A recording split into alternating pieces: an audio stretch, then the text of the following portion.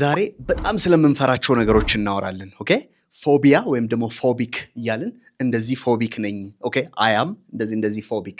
ለምሳሌ አንዳንድ ሰዎች በአይሮፕላን መብረር ይፈራሉ። አንዳንድ ሰዎች ውሃ ኦኬ ላይክ ዋና ምናምን በጣም ይፈራሉ። አንዳንዶች ሸረሪት ሲያዩ የሚያረጋቸውን አይደል ሶ ላይክ ሌሎችም አሉ። ሶ እነዚህ አይነት ነገሮች ምን ይባላሉ? ፎቢያን ወይም ፎቢክን እየጨመርን ቮካቡላሪ እንሰራለን ወይም ቮካቡላሪ እናጠናለን ማለት ነው። እሺ የመጀመሪያው አንድ ሰው በጣም ሸረሪት ከፈራ ምን ይባላል? ሸረሪት መፍራት ምን ይባላል?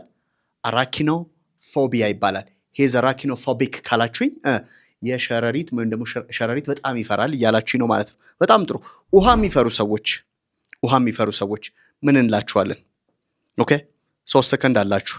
ኦኬ አኳፎቢክ ኦር አኳፎቢያ ይባላል ማለት ነው። ኦኬ አኳፎቢክ ኦር አኳፎቢያ። በጣም ጥሩ።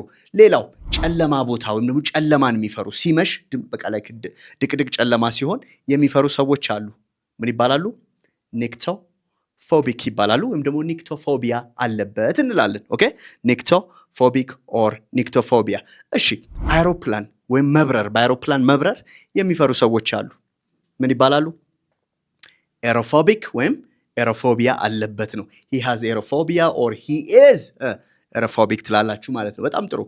ከፍታ ቦታን ለምሳሌ ፎቅ ላይ ምናምን ሆናችሁ ወደ ታች ማየት የሚያስፈራችሁ ከሆነ you are acrophobic ናችሁ ወይም ደግሞ you have acrophobia ኦኬ ወይም አክሮፎቢክ ትሆናላችሁ። እሺ ከውጭ ሀገር የመጡ ሰዎች እነዚህ መጤ የምትሏቸውም ደግሞ ከሌላ ቦታ መጡ የምትሏቸውን ሰዎች በጣም የምትፈሩ ከሆነ ልክ what happened in South Africa ምናምን የሌሎች ሀገር ሰዎችን በጣም ፈርተው ወይም ደግሞ ሲያስጨንቁ እንደነበረው ማለት I think ታውቋታላችሁ ይችን xenophobic ወይም ደግሞ xenophobic ናቸው። they are xenophobic or they have xenophobia እንላለን ማለት ነው።